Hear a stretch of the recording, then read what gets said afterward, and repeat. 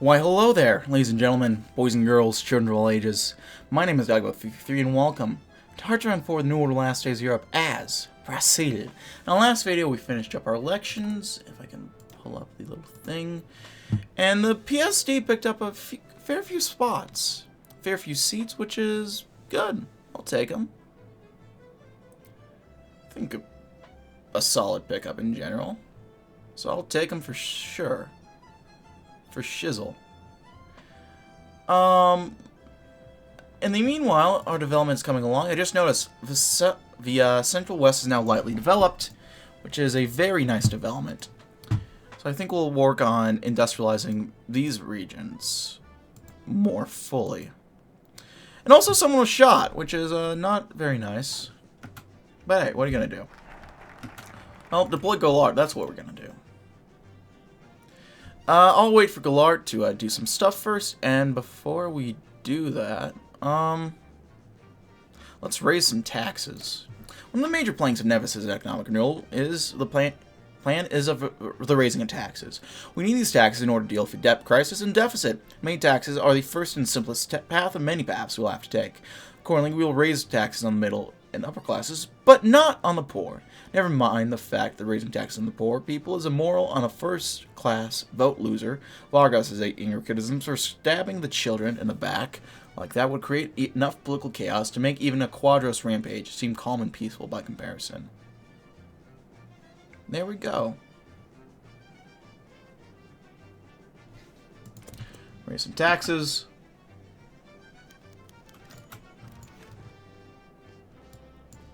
The night was decidedly not peaceful.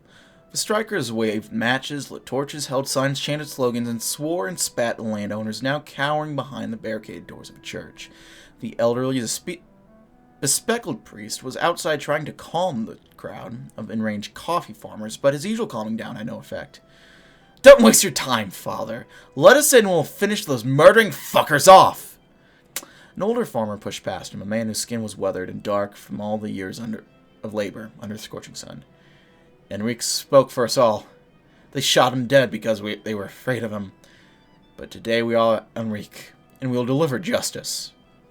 Quietly the crowd's chants of justice grew into a furious roar. The pleading priest's words were drowned out with the chanting. Then the crowd stirred in the back. They were distant, angry shouts. The sound of a car horn, fists striking the vehicle, people banging on the windows, asking the driver to piss off. The driver calmly stepped out and shut the car door. He was confronted by a hulking farmer, a 6-foot bearded giant of a man with a machete and a torch in his hand. The giant growled, and then as the torchlight briefly illuminated the face of his opponent, his eyes widened. The crowd took notice, too, and fell silent. He sheathed his machete. He then took his head off in respect. His manner immediately became respectful and nervous even. With all of his anger forgotten, the giant opened his mouth and stumbled. "Senor Golart, it's an honor for you to come to our humble village. What brings you here?" João Golart smiled in return and extended his hand. Instantly the farmer shook it, completely humbled by the famed Golart's presence. In seconds, João was shaking more hands and calmly moving through this crowd, who remained in awe at his presence. Once he had the landowners, whose bad luck was to be in the town that day, released unmolested, João stood on the church steps and spoke to the stunned strikers. "I'm deeply sorry about Enrique. I know you're angry too, but this will not solve anything. Tell me what exactly is the problem, and I promise you all that I will fix it." The strikers calmed. Golart was here. Everything would be fixed, and in the end the problem would be solved.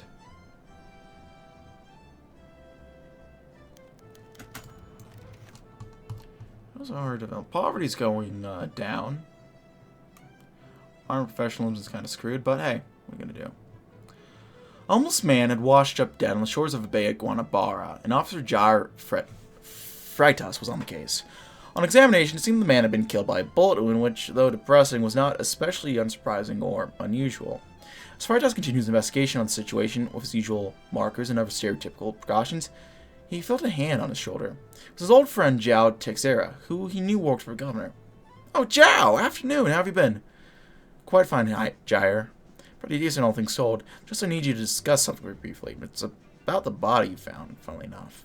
Oh, let's talk then. Johnny had a suspicion what Zhao wanted to talk about.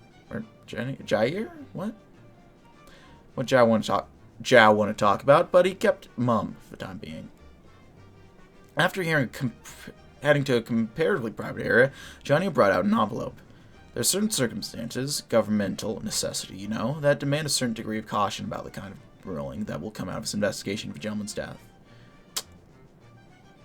You need me to fix a verdict, don't you? Yes, I'd appreciate your discretion in the matter. In light of the circumstance, I believe that a verdict of suicide would be most appropriate. Jair thought about it. On one hand, as a police officer, he had to do what he could to secure justice for everyone who needed it. But on the other hand, he was just a homeless person who washed up on the shores of the bay. Those kind of people washed up at the rate of 10 or so a week. Besides, his wife needed a new pair of shoes, and his son had been badgering him about a new board game. Considering all those things, Jair came to a decision. He took the envelope and wrote out his report in front of Zhao, writing out suicide under the heading presumed cause of death. Zhao was pleased. Reports of ramping murder in Guanbara would hurt Lacerda politically, which he could not allow to happen. It was one less nuisance for Lacerda to worry about. Yet though the bribe be small, the fault remained great.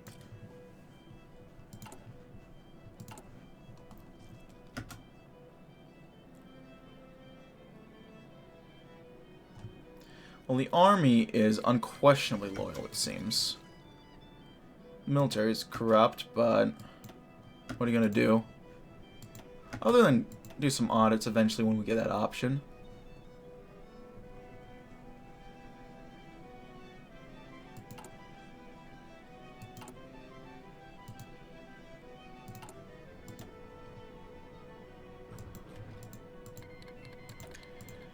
No longer the effective bountiful harvest. We got a new development edict, though. Let's go ahead and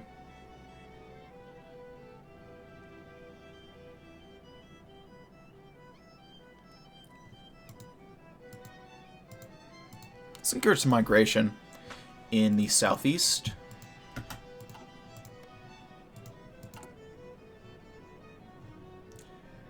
We don't really have many factories to start building stuff, but it is what it is there. Our economy, how's that coming along? Deficit's kind of nasty. They have construction, perhaps. Well, that didn't do anything. That's just raised the... Oh, never mind that, then. Out with the crash. Let me see.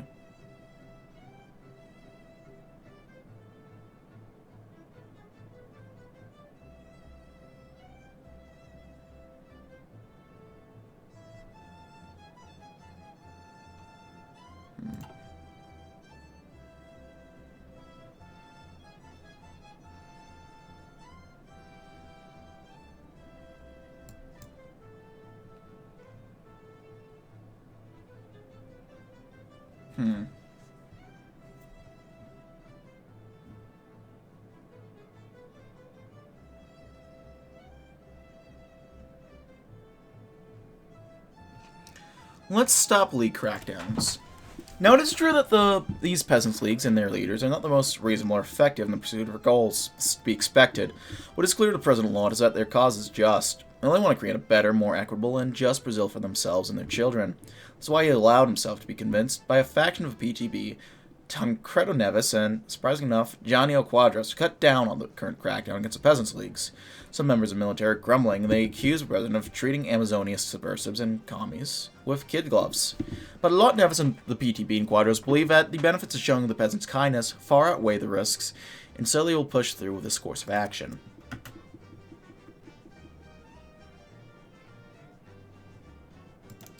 The military budget.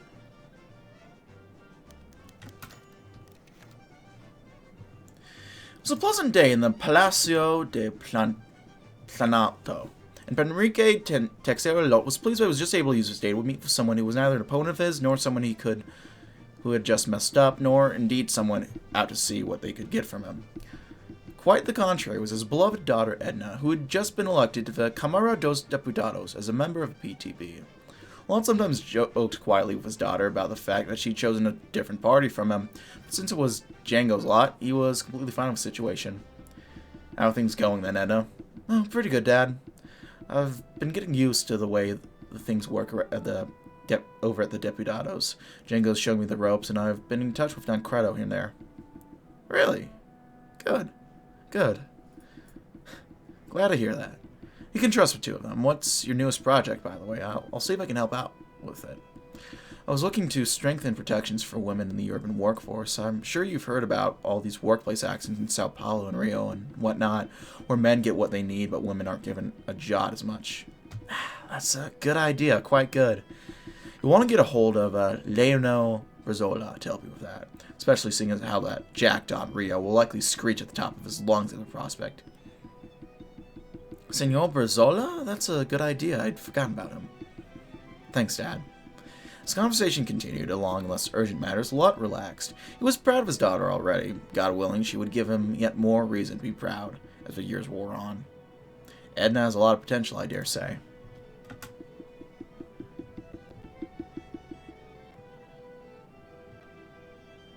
It's nice.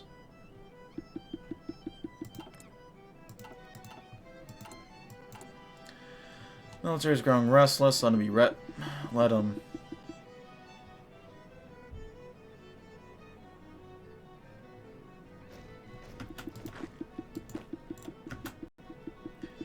They're still loyal. That's what I'm mainly worried about. I'll go ahead and edit some of these templates. Not much we can really do, I realize, but because I doubt we're going to be going up against anyone anytime soon. So we'll do that.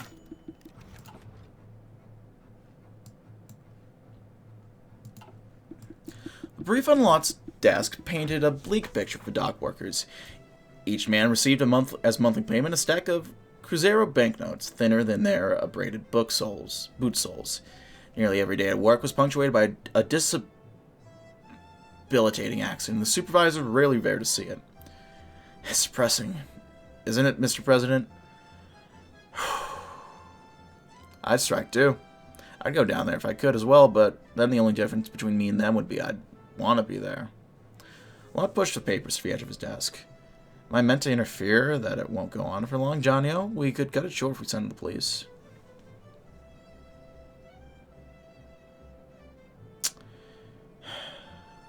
I'm saying this has become normal. Those workers have been putting up with it for years. They probably can't afford to miss a pay, so we should take the time to figure out what pushed them too far and fix it. Lot glanced at Denise, the aging marshal, and gestured calmly at his old military accomplice. The owners don't want police because they think they'd panic their shareholders, but we have no reason to get involved either, Mr. President. If negotiations go poorly, the fallout will rest with you. Please keep in mind that it's a squabble between employees and employers. It's not our problem unless we make it our problem. Quadros glided across the room to loom over Denise, who fit nearly within shadow. Defense, then. That's your field. How will we make ships if there's no one there to build them? That sounds like our business. You should be on my side, Denise. You might have a stake in this farce. That's enough for both of you. I'll decide shortly. For now, you're dismissed. Denise and Quadros both hurried out of the office, Denise in so far as he could, and left the president at his desk, looking out in deep thought over the calm waters of Lago Paranoia. Workers suffer, industry suffers, Brazil suffers. An army man fights his country's battles. Let's give it a shot.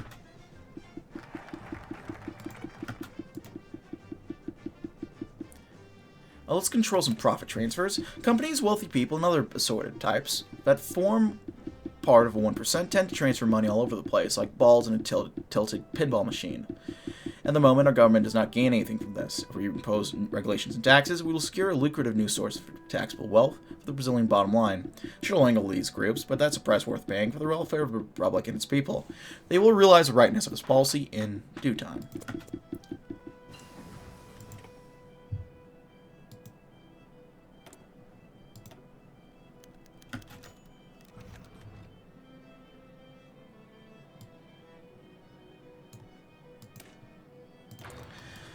The air in the room was dense with cigar smoke, as in perspiration, Lot finally understood how the dock workers felt stuffed in the hull of a ship. Perhaps that was part of their strategy. 20 men on either side of the dispute sat around a sticky table which occupied most of the room, and the president was crammed into a thatched chair at the end. The dock workers chewed tobacco and talked about themselves for a bit before the gaunt men entered from their numbers and hushed them. The strike leader. Before we begin, I'd like to thank the president for coming, especially given the opposition he must have experienced before he took the long journey here. Lot nodded as the men around the table puffed their cigars, and the room was filled with smoke. Well, we have every reason to listen to each other now, Mr. President. I'll be blunt, we prefer if you heard it over our bosses. We want a 10% raise to our pensions and a 6% raise to our minimum wage. If we agree on this, the strike will be stopped by tomorrow morning. Lot did not let his face betray his doubt. The numbers threatened his government's coffers, but they might not be as costly as a fear of the oligarchs. Simultaneously, he was unsure of how long the strike could drag on. How much the action would cost him and how much it would cost the dock workers was like rolling dice, but if he haggled skillfully, he might be able to contain his expenses. Or perhaps Lot could win the game by not playing. Yet there was a feeling he could not evade. Respect. Behind these men with Chaldeans were families who depended on them. Their strike was not selfish or risk-free, and he could send them all home to happy families if he opened his wallet. I'll save real quick.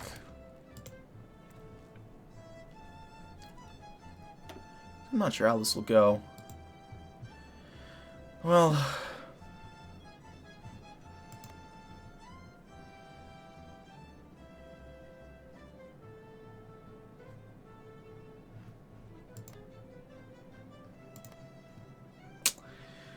Um, 6%, that's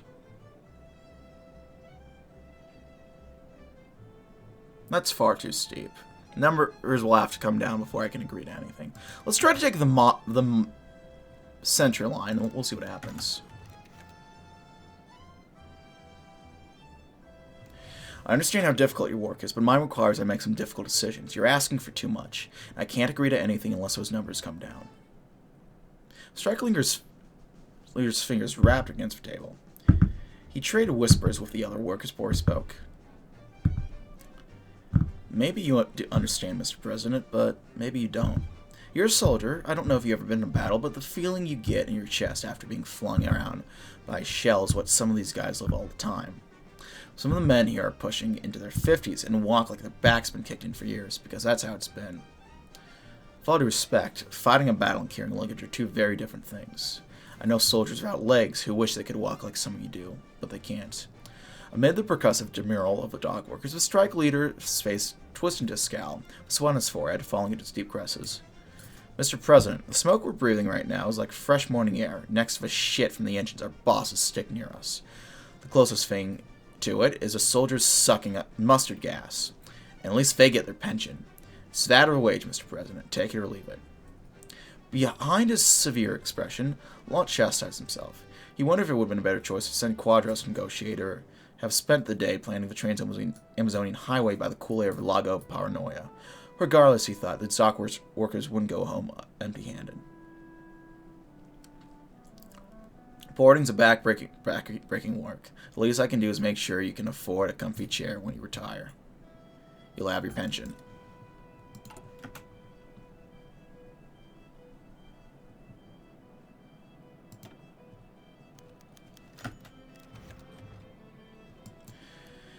Strikely, you're nearly jumped halfway across the table, sealed your agreement. He and Lot shook hands and opened the door to heavy, humid air. The dock workers, assuaged by a higher pension, eyed the president through their beer as he left. The ticking of a Tancredo Neves's Piaget caliber 12P invaded Lot's office. For such a small man and such a small watch, the noise hardly seemed appropriate. The wealthy politician's voice cut through the mechanical beat. Mr. President, I don't think your recent decision has been financially sound. The money those dock workers will get comes from our coffers, whose diminishing contents are made only remotely imposing by the threat the budget will hang on if spending of this kind continues. Lot returned his gaze and sat on the desk. Thank you for your concern, Neves, but I trust the people of the Treasury to omit any offending sums and put in the right ones. Quadros won't need to look because everyone in his spouse knows what you agreed to. He just thinks it was an insult. I don't mind if Quadros knows, and I don't mind if he complains. The emissions wouldn't be for him anyway. That's all I'll hear of it. You're dismissed, Neves. Lot surveyed the map of critical eyes. He was overjoyed to no longer be suffering to the front of strike workers. The crisis was settled, and no longer distracted him from his work nor the tentative passion project laid out in front of him. The lines bisecting the Amazon jungle will be the arteries of future Brazilian land development. 5,000 kilometers of paved highways would galvanize investment and accelerate the exchange of nations' goods. Thousands of settlements would be freed from their internment by the jungle's acaizeros and would see visitors arrive by road for the first time in their history. The Amazon would remain a prodigious network of unpaved paths in the Mills canopy, but would no longer be excluded order, for Brazil would be brought to it. Lot smiled. He skimmed a report of truant laborers holding up progress in Chiara and pasted back at the bottom of thick pile papers. He'd get back to it later. From nowhere, this road shall make somewhere. There we go. This is coming along nicely. I'm happy with what we're doing.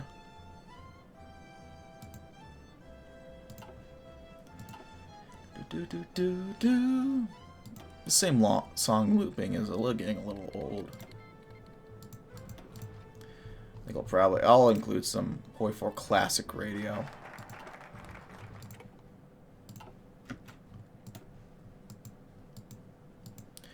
Forget what we did first. I think it was southeast.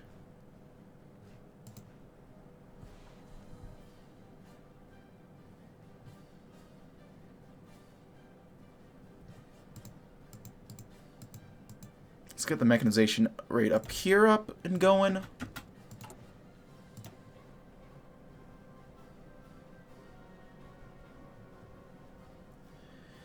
Let's pen an agrarian bill. Having taken initial action regarding the problem of the Peasants' League, it's time for Lot's government to take the final decision that will put an end to the protests paralyzing the Republic. President Lot's government are proposing a comprehensive land reform bill that, if passed, will cause the largest land redistribution in Brazilian history. The proposed program will transfer land from large rural landowners to the poorest rural citizens that are the best placed to put it into use for their families in the nation. Mind you, we will of course give the affected landowners compensation, allow them enough loopholes where they will not flee the country with their money. It will be difficult to pass, but if we manage to pull it off, it will be well worth it. I mean, I'm looking at the elections. 5. I mean, we should have a majority of PTB if we ally with them.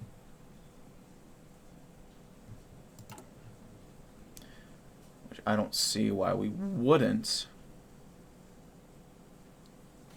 Dormant military faction controls how likely the military is to intervene. Yeah.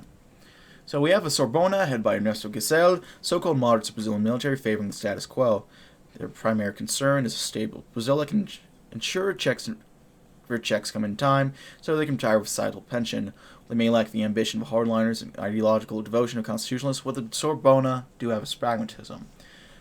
The Goose Steppers, the hardliners, are the most antagonistic faction to Brazilian democracy. Their group has existed for decades, held together by the common ambition. Many of these at first progress from power. Hardliners, the same officers and generals who aimed to take power in the failed 55 coup. So as long as the hardliners are promised wealth and power, they will remain loyal, but they won't ever be sated for long. And then the constitutionalists founded by Locke during the coup attempt of 55 support the continuation of the Republic and democracy no matter its leader. Constitutionalists aim to quell any suggestion of a military solution to Brazil's woes and will shield the president to intervention to the best of their abilities. As a kid, Heitor had always been fascinated by the big Swiss cheese found at the local fine import grocery stores. The store's owners often had on display a big hunk of European cheese, full of big holes. His mother explained to him that the cheese-making process generated those holes. She laughed at him when he asked if the storekeeper charged less for cheese with more holes in them. How nostalgic for those days did Heitor's job and the government make him. The Trans-Amazonian Highway crossed a great deal of land. Landowners, big and small, were of course displeased by the idea of seeing their property cut in two by a great highway through the Brazilian interior. Of course, not everyone had the means to complain about it in the most effective method. In front of Heitor stood a great green map of the next 100 kilometers of the highway, with more holes than the grandest of Swiss cheeses. Throughout the map were several dark cities, ellipses, rectangles, and all sorts of other shapes a geometrist couldn't have better named. All land belonging to local bigwigs, men of great means and generous hearts. HoI had received his share of bribes to make him and the others consider accommodating local interest. The highway's path would have to be slightly adjusted, of course. All this would generate delays, additional expenses, but what could HoI do? Local magnates were attached to their lands, and the people working on the Trans-Amazon Road needed the extra cash.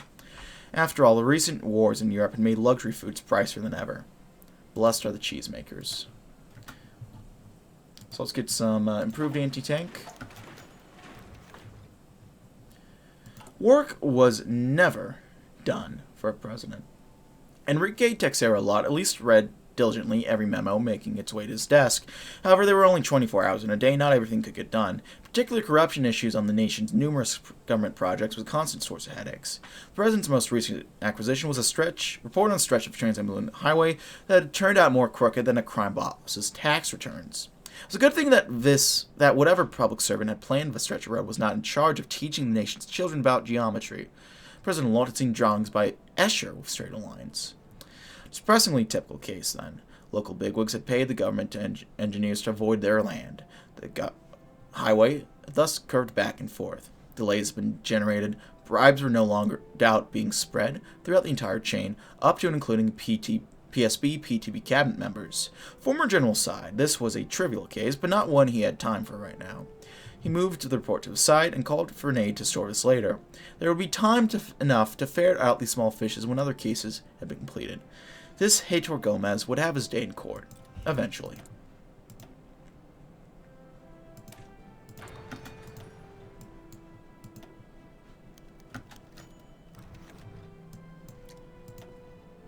Ooh. I guess we'll do this, why not?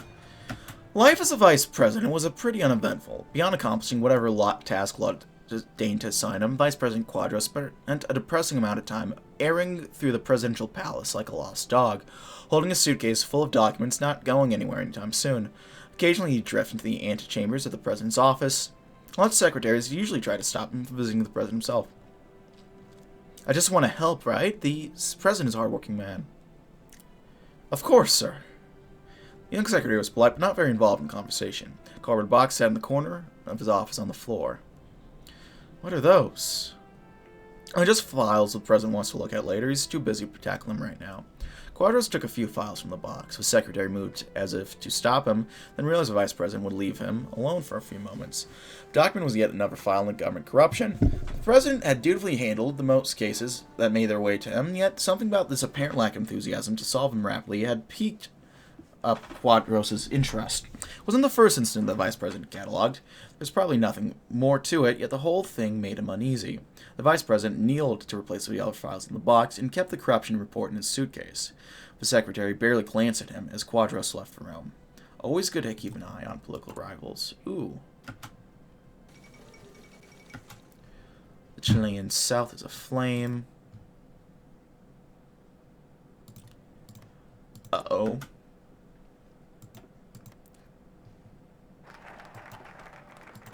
Well, this ought to be interesting.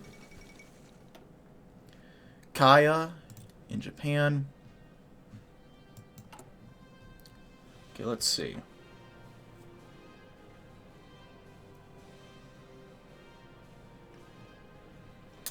The Agrarian Relief Act. This bill aims to begin the process of agrarian reform. It will redistribute land from inefficient, money-gorged landowners such as ranchers and hand it over to more deserving people, smallholders, peasants, who know the land more intimately and are better placed to make sure it prospers. The bill also has emergency relief and loans to ensure the agricultural sector does not suffer but continues to grow and improve. This will also hopefully put an end to the protests currently paralyzing our country. So not too much.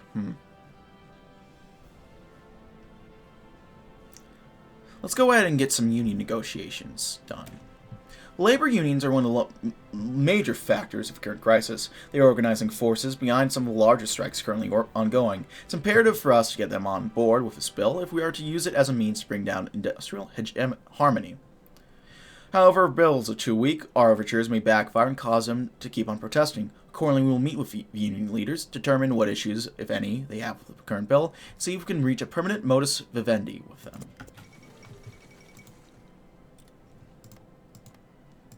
So no, Chile is about to get in a conflict,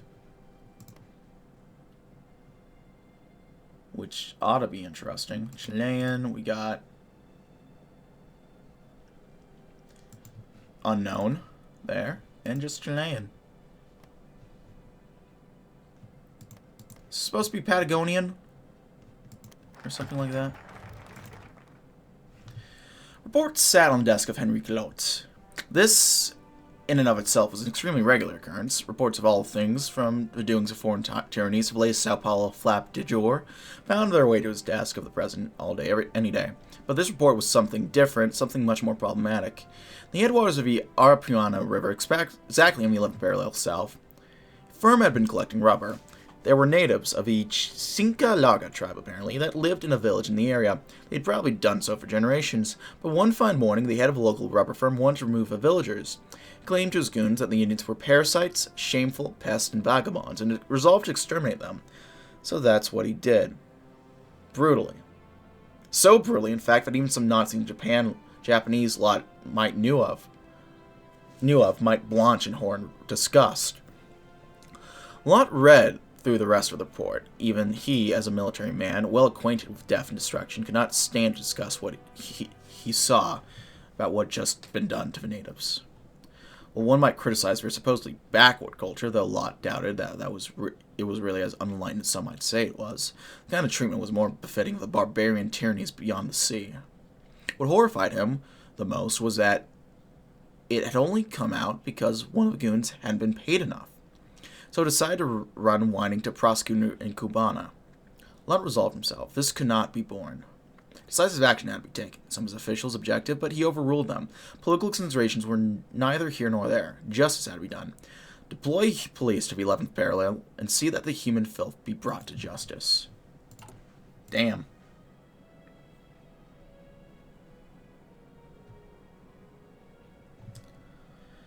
So we can hold the vote now. We've done as much. I think I'll do a lowering of interest rates quick. Lowering interest rates is a good idea during the times of economic malaise. It's a measure that's been taken by countless national banks throughout the world since the idea of a state-controlled bank became commonplace.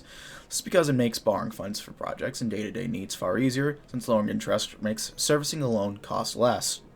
Doing this will put more money in Brazilian pockets due to reduced spending on loan and mortgage interest, which will stimulate economic growth throughout Brazil due to increased buying and selling. This will in turn benefit the Brazilian economy in the long run.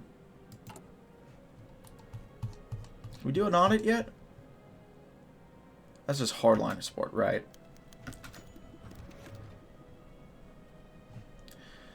Paulo, you know that there's no chance of Senado would approve this addition to the bill. Django, I know you lead the PTP, but what the hell is that even supposed to mean? Are we here to discuss votes in the chamber, or are we to here improve the lives of our fellow countrymen? Goulart sighed and wrapped his knuckles along the table. These strikes had been going on for a month, and President Lot had sent him to negotiate with the leaders like some sort of lapdog. Why couldn't that marshal be out there himself? He's the president, and he should be the one responding to his people. Paulo, we can have our pipe dream of a free republic later with all the land reform we could possibly want. It doesn't matter if we cook up the perfect set of reforms, only if the entire UDN walks out on us. And why exactly do we give a rat's ass about the UDN? Those fascists should be locked. A tall man named Lucas raises a hand to interject. Django, look. We have to be able to get something more out of the current bill. What if we gave the banks additional money to issue out more loans to protect small farm owners and ensure the ranchers can't buy them out immediately after we distribute the land? Lucas, you want to trust the banks to help the poor? Have you absolutely lost it? No, I have not. Django's right. We need the UDN. Hell, we don't even know if the PSD will fully support our additional demands. We have to start somewhere. Screw you guys. I can't believe I thought you two stood for anything. Paulo muttered as he slammed the door behind him. After an uneasy silence, Goulart coughed awkwardly. Well, what else is palatable for UDN and PSD? For the next 4 hours, several of Brazil's most prominent labor leaders huddled to try and figure out what they could compromise on. However, in the early hours of morning, it was clear. Goulart had a ready list of potential changes to the bill. So their support is increasing. I believe we Yeah, they're maxed out. 33. So we need 34. We are barely there. My God.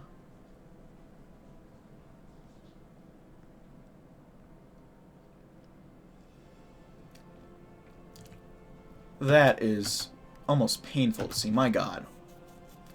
But if we rally the PSD, we only need 1 to flip back over, it seems.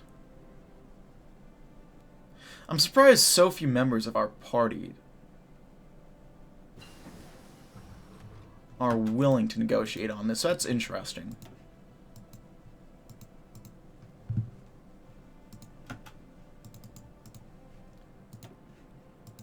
Give it a second, I guess.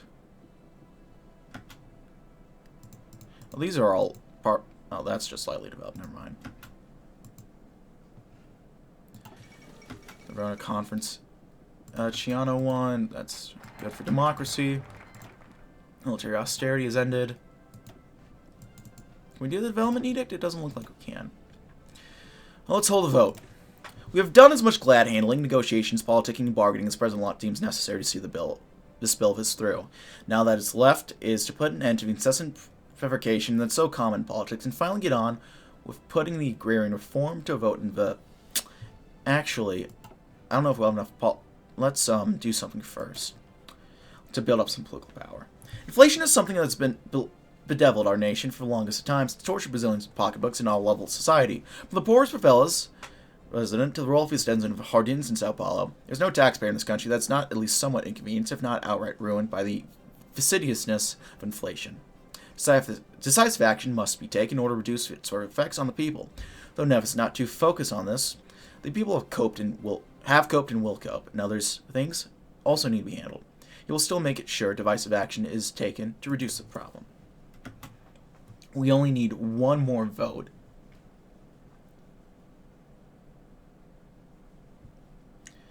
And we'll have it.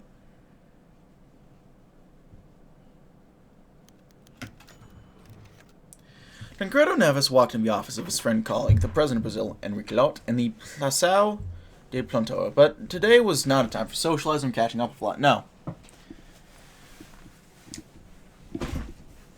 There was far more important things to deal with. PSD was rolling with discontent, and something had to be done about it. As Neves came into the room where his boss worked, he said, political matters. The ever-present civil servants nodded as he left the room. Lott looked up and nodded with a smile on his face. Tancredo, what brings you here today? Neves smiled back, but his face became solemn as he began to speak. His friend noticed this. Henrique, it's a PSD, the conservatives, RO, and what have you. What's the issue with them? The writers in the PSD are angry, Henrique. They think you've bent too much to go Laura and Quadros. The miners' crisis is a case in point. They are angry you didn't do enough to consult with them. For that matter, I don't like some... And for all that I don't like some of them, they're right. You need to do more about their opinions, Henrique. I am President, Tancredo. I'm doing what is best for the country. They need to have faith that it will be able to preserve our democracy and prevent a political disaster. I understand that, Henrique. You know I have faith in you. But you really, really need to talk to Aro Andrade and the rest of them. You owe it to them to ensure their voices are heard. Lott made a show of listening, but there was still a stubborn look on his face. Neves could tell that clearly, and it worried him. It's not letting us develop. Kinda sucks. Oh well. We'll give it a bit of time. I guess let's work on special forces. Why not? 40.6% complete. We're getting along with this. That's nice.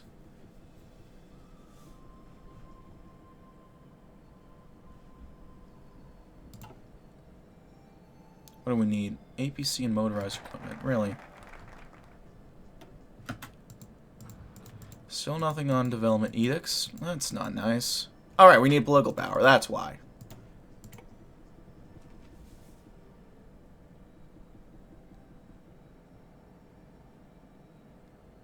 Well, let's continue industrialization. Industrialization is the future of our Brazilian economy. If we want the economy to grow, our nation to modernize, and its people's welfare to improve, we must keep the process of industrializing the country continuing at full speed. As such, factories, refineries, and other assorted modern industrial facilities will be built under the government's aegis. True, this will impede our progress in the reduction of inflation, but if we manage to keep everything under rational management, we should at least be able to prevent inflation from increasing any further. The population that benefits from improved industry will be more resilient against the problems caused by inflation, so it's all worth it.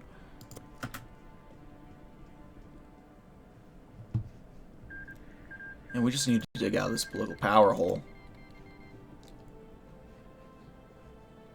Novosibirsk is winning, which is fun. That's nice.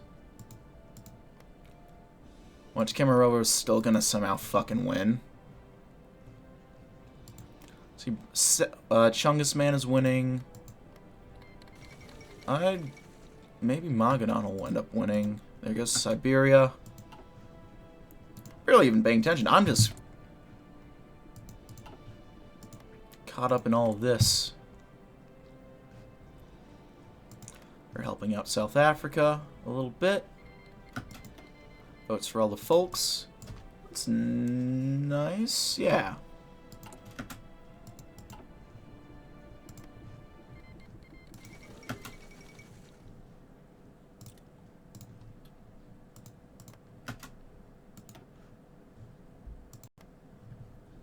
St. Helena. I guess the US owns all these little islands, which makes sense.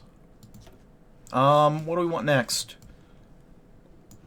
We can industrialize with South or the interior.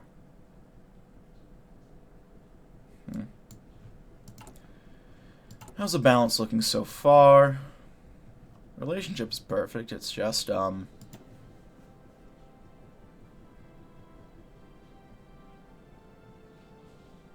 bases and dockyards, I don't really need... Do we really need those? Let's industrialize the interior instead. The interior regions of the Republic of Brazil, far away from the initial areas of settlement, are not nearly as developed as a heartland around Guanabara and Sao Paulo. In light of the great potential that these regions have, to say nothing of the sheer wealth of resources they possess, this is frankly a travesty. It cannot be allowed to continue. According to Senor Neves' directives, the interior will be industrialized so that its resources and human capital can be leveraged both for its own good and for that of the Brazilian states more generally.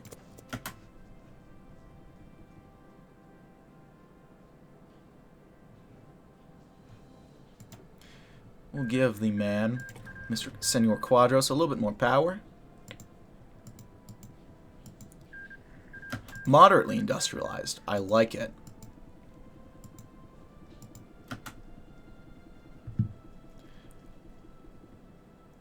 And we can get working finally on... Let's encourage migration. Well, that's interesting right there. Okay. As the news came out of Germania, the so-called capital of the world, that Adolf Hitler, the fear of a Nazi empire and self-proclaimed master of Europe, had at least suffered the fate of all flesh. Many people in the Republic of Brazil joined people throughout the planet to celebrate the demise of a man whose existence had blighted the entirety of humanity. One of these was the governor of Guanabara, Carlos Lacerda. While he was extremely restrained in his great public, the moment he was sure he was alone, he started yelping and shouting in joy. In fact, he ran around in glee for a few seconds before catching himself and sitting down to write a long polemic denouncing Hitler, everything he stood for, and the devil that he was. Vice President Quadros celebrated the situation the only way he knew how, by getting drunk. On the other hand, Juscelinko Kubitschek celebrated this development in the company of one of his mistresses. People like Enrique Lat, on the other hand, were more restrained, simply breaking out the champagne or setting out a special meal. Gutilio Vargas was quietly pleased. While Hitler's precious 1,000-year Reich was collapsing, all that Vargas had left behind for his successors still prospered. But amidst all the celebration, there was one man who was sad about the demise of Hitler. That was Brazil's local fascist specimen, Wilson Leite Passos. While Lacerda, having typed out page after page of anti-fascist diatribes, replaced his typewriter ribbon, Wilson went to the German embassy to express his condolences. He was the only man in the entire book that was not of an ethnic German. While others, suffused with glee, said to each other that perhaps the Nazi tyranny might finally begin to fall, Wilson had only one thing to say about the whole thing when asked about it. This is not the end. Not by any means. And perhaps he is right in that regard.